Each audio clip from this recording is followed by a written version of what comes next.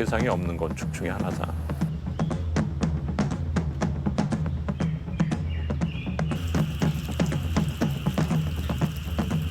거의 30여 년 만에 가장 큰 술이라고 보시면 될 것 같아요.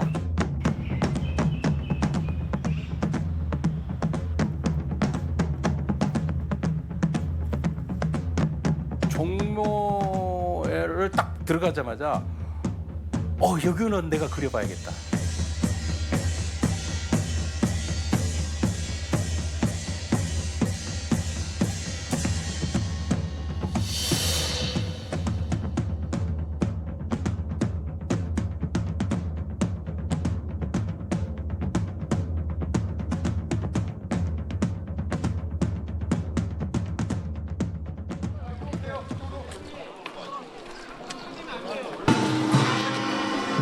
취타대가 이끄는 환한 행렬이 도심을 행진합니다. 고종 이후 155년 만의 환한제, 역대 조선왕들의 신주가 제자리로 돌아가는 길입니다. 종묘 정전이 2020년 6월 보수공사에 들어가면서 신주들은 종묘에서 창덕궁으로 옮겨졌습니다.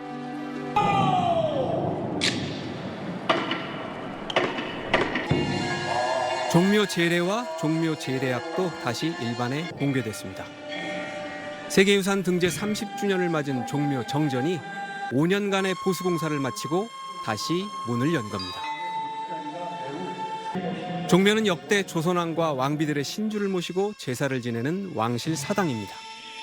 임진왜란 초기에 한양을 버리고 의주로 피신했던 선조도 종묘의 신주만은 챙겨갔습니다. 유교 왕정국가였던 조선에 있어 종묘는 국가 그 자체나 다름없었기 때문입니다. 전하, 종묘사직을 생각하시옵소서. 이 나라의 종묘사직이 전하에 대해서 그치게 될 것이옵니다. 통촉하여 주시옵소서.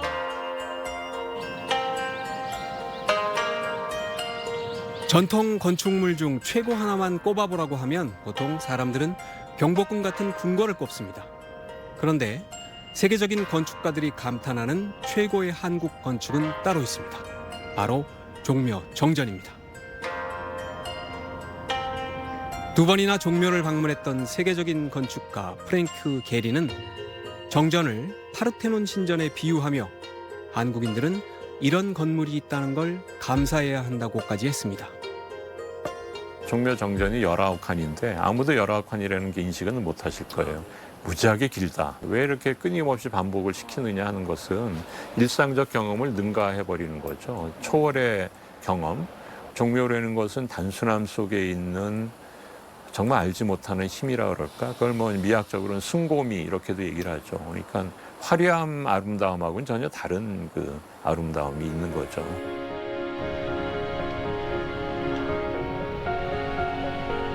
정전을 카메라로 담는다는 것은 지난한 일입니다. 직접 눈으로 봐야지만 장엄하고 숭고하면서도 소박함까지 품은 정전의 참모습을 경험할 수 있습니다. 그래서 정전을 감상하기에 가장 좋은 때는 나와 정전 사이에 아무것도 없을 때입니다.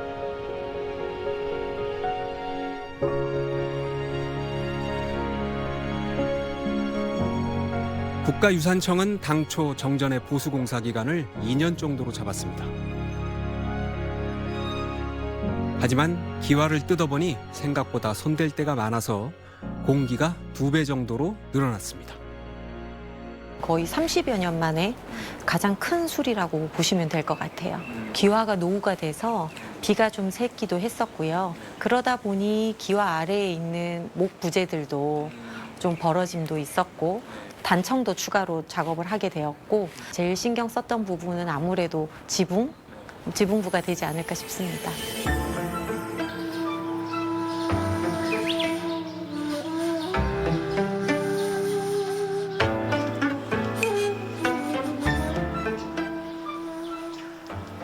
기와 만드는 장인을 제화장이라고 부릅니다. 김창대 제화장이 간소하게 고사진을 준비를 합니다. 오늘은 본격적으로 가마에 불을 넣는 날입니다.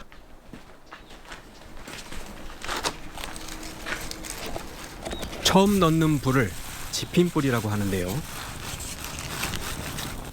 불 들어가는 거 보니까 오늘 저 기와 잘 나오겠네요. 수그림 없이 쫙 빨리 들어가는 거가 고르게 관련 이게 현재 굉장히 이상적인 모습이라고 보시면 됩니다.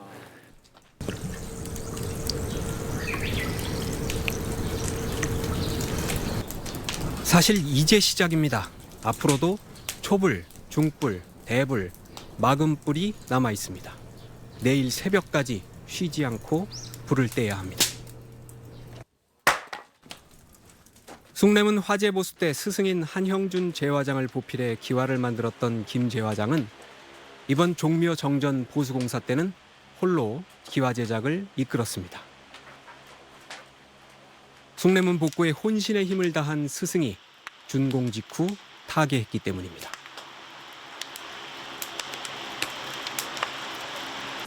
숭례문보다 3배나 많은 수량인데 할 수 있을까라는 생각이 들었었고 그 일을 똑같이 진행하면서도 시행착오가 나왔을 때 아 이거는 스님이 어떻게 하셨을까라는 그런 생각을 많이 하게 됐던 것 같습니다.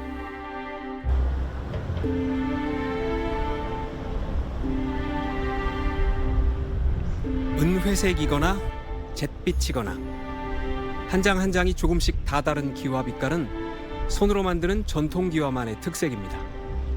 전통기와는 새로 올려도 오래된 건물과 잘 조화됩니다. 프레스로 찍어내는 공장기와는 모두 균질한 검은색이라 오래된 문화지에 올리면 아무래도 어색하죠.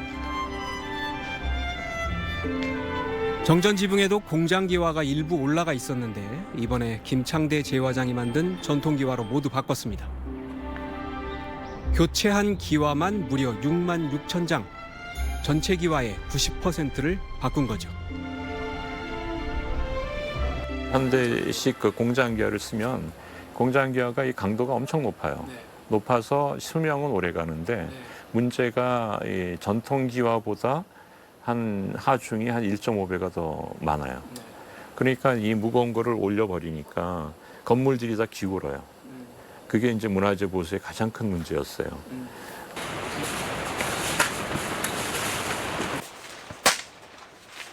전통기와 제작의 모든 과정에는 사람 손이 필요합니다. 이게 치면서 이제 이 쪼개면 이제 기포들이 빠져나가는 거죠. 흙바늘이라 부르는 흙더미에서 흙을 떼다가 단무락을 쌓습니다. 이 단무락에서 약 200장의 기와가 나옵니다. 이렇게 쌓아 올린 단무락은 사람이 밟아서 다진 뒤 일정 시간 묵혀줍니다. 흙도 숙성을 시켜야 점력이 좋아진다고 합니다. 하나, 둘, 셋. 숙성시킨 흙은 젤줄이라고 부르는 도구로 자릅니다. 그런 다음 와통에 붙여서 기와의 틀을 잡습니다. 이게 수작업이다 보니까 네. 그날의 어떤 컨디션, 날씨, 그다음에 사람들하고 이런 협력해서 하는 작업에 따라서 모양이 달라지거든요. 기계로 찍어나간 게 아니라 하나하나 다 손으로 하기 때문에. 그게 인간의 리듬이고 원래 문화의 본질이에요. 근데 그것을 인위적으로 규격화하고 표준화해버리면 너무나 이상한 문화가 되는 거예요. 획일적이고. 하나 보면 그냥 나머지 100개를 더 이상 볼 필요가 없는. 정교하게 만들 때 정확하게 만드는 거에 대한 열망을 굳이 가질 필요가 없는 이유인 거예요. 한국미의 특질이에요.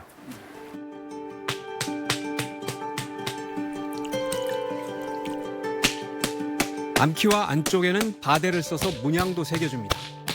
기와가 덜 미끄러지게 하는 기능을 합니다.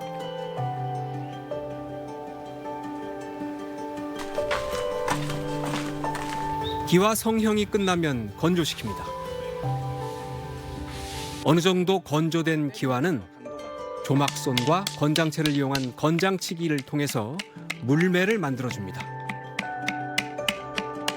이렇게 하면 비가 왔을 때 물이 잘 빠집니다. 말린 기와를 쪼개면 4개의 암기와가 나옵니다. 문화재는 암기와를 보통 3겹으로 쌓은 뒤 그 위에 수기와를 올립니다. 이렇게 흙에서 한 장의 기와가 탄생하기까지는 한 달에서 한 달 열흘 정도가 걸립니다. 사람이 흙과 불로 기와를 만드는 게 뉴스가 되는 이유는 역설적으로 시대가 이런 일을 더 이상 필요로 하지 않기 때문입니다. 전통 기와는 공장 기와보다 몇 배나 비싸고 내구성도 떨어집니다. 규격은 지키지만 기와마다 모양도 조금씩 다릅니다. 그렇다고 장인이 큰 돈을 버는 것도 아닙니다. 김창대 제화장은 가마 바로 옆에 있는 이 흙집에서 20년 가까이 어머니와 같이 살고 있습니다. 4년에 걸친 종묘 정전 기와 작업 끝에 지난해에는 큰 수술도 받았습니다.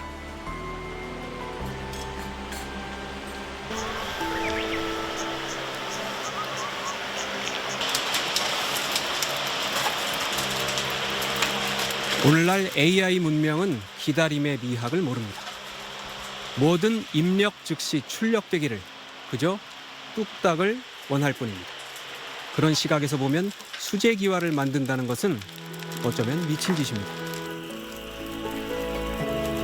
하지만 이것이야말로 인간의, 인류의 오랜 삶이었습니다. 모든 것을 손으로 만들었고 모든 일에는 시간이 걸렸습니다.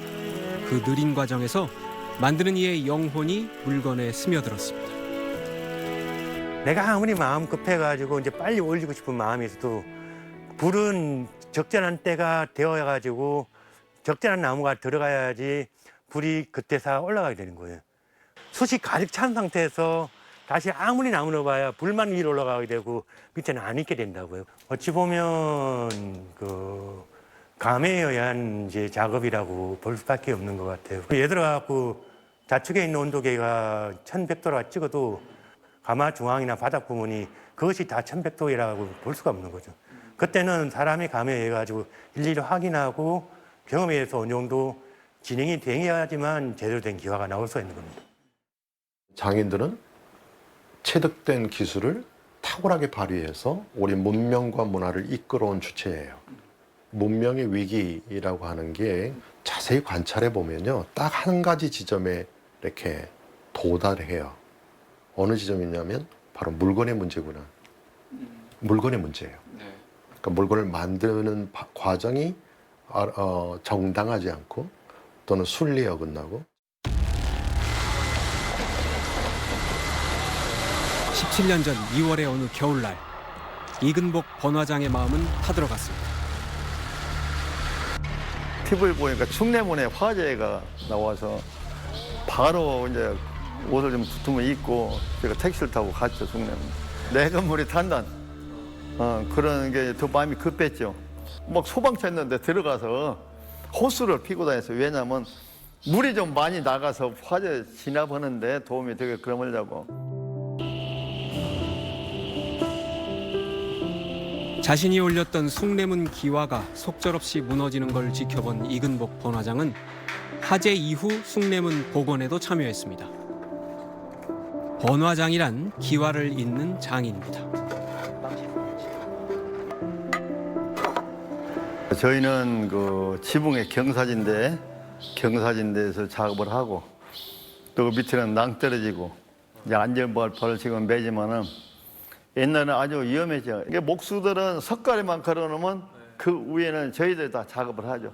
지붕 공사를 어떻게 했느냐에 따라서 건물에 미가 나죠.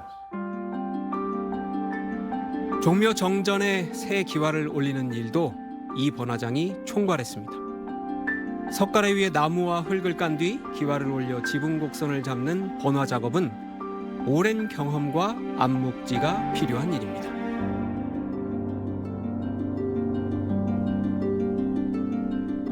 기와 지붕은 경사진데다 기와를 얹기 때문에 흙이 또 좋아야 돼요. 또 혼합을 잘해야 돼요.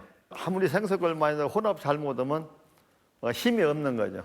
그 유산청에서 몇 대면서 나와 있어요. 그런데 그대로면 안 되는 경우가 많이 있죠. 흙에 따라서 생석을 더 놔야 생석회가 수명을 좌우하는 거예요.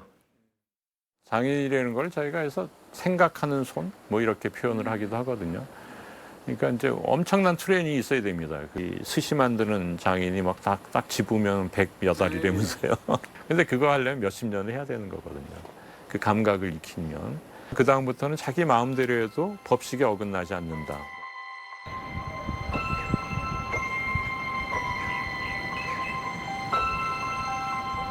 이번 정전 보수공사에서는 단청도 새로 칠했습니다.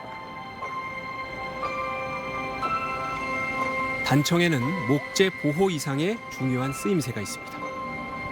건물에도 위계가 있고 그다음에 그 위계에 맞는 의장이 다 별도로 있는 것이죠. 그래서 단청은 멀리서 보더라도 그 의장만 보고도 그 건물의 성격을 알 수 있게끔 해주는 게 이제 중요한 목적이라고 생각하는 거죠. 정전은 조선왕조 최고 위계에 있는 건축물이지만 궁궐이나 사찰의 화려한 단청과는 달리 가장 낮은 등급의 단청인 가칠단청이 쓰였습니다. 가칠단청은 두세 가지 색만 사용합니다. 종묘는 문양으로 설명하지 않고 색으로만 설명하고 있는 건물이고요.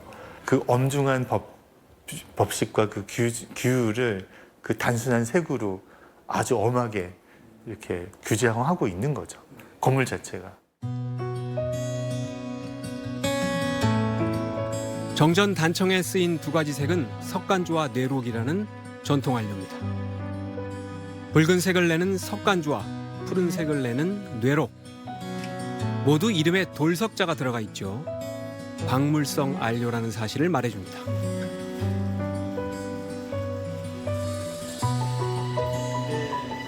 이걸 속껍질로 만든 천연 접착제인 악교나 찹쌀풀과 섞어서 정전에 칠했습니다.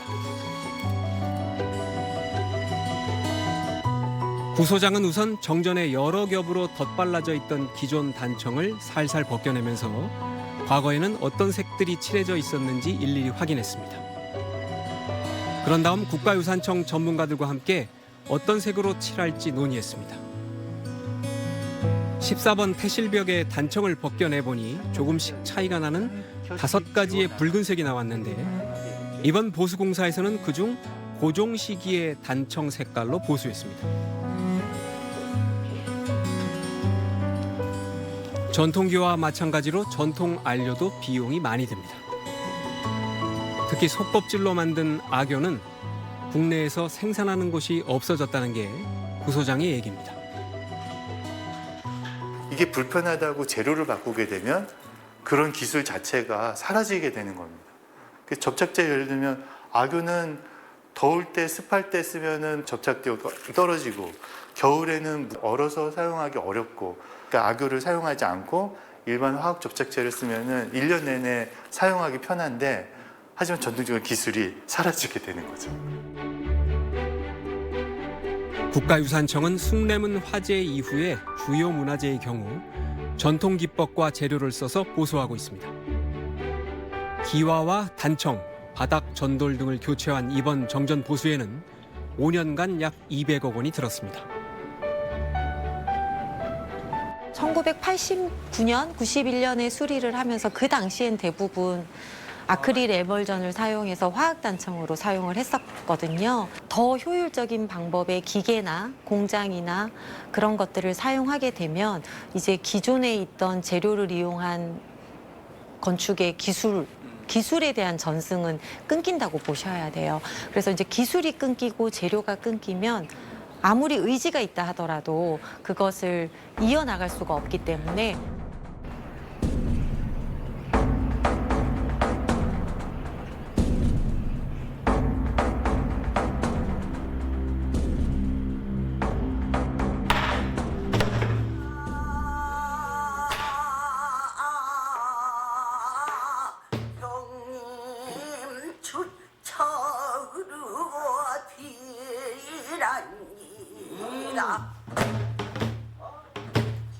십 여 년 전부터 서울의 풍경을 그려온 한국 화가 조풍류 씨.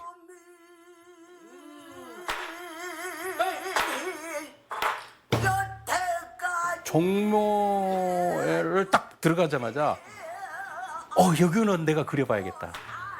왜 숭고하면서 그 웅장함, 그리고 그 고요함, 그 건축미에서 오는 어떤 그 느낌, 그거에 완전히 매료됐던 것 같습니다. 예.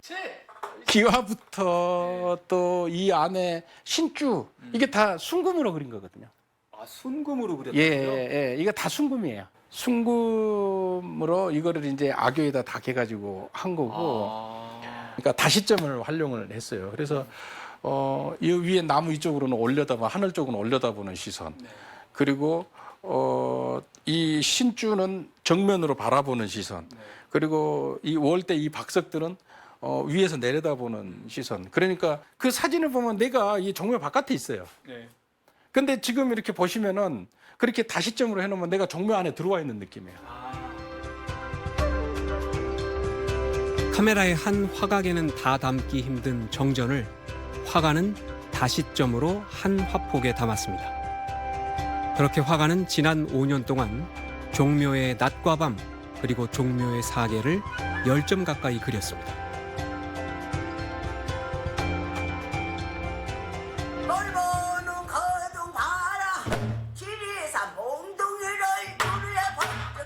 북치는 솜씨도 수준급인 조풍리 화가의 모치는 김순자 명창입니다. 바로 이 목소리의 주인공이죠. 전통 기와처럼 판소리도 매번 똑같은 것 같아도 매번 다릅니다.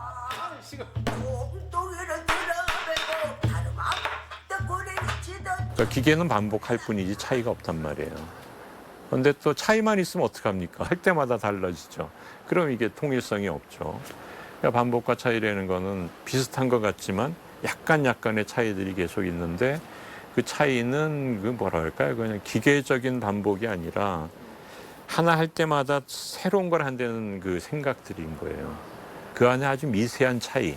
이것이 그 예술을 만드는 거고 감정을 움직이는 거거든요. 손은 몸 밖에 나온 뇌라는 말이 있습니다. 스마트폰과 AI의 뇌를 빌려주는 시대에 우리는 손에서 인간성의 가치를 재발견해야 합니다.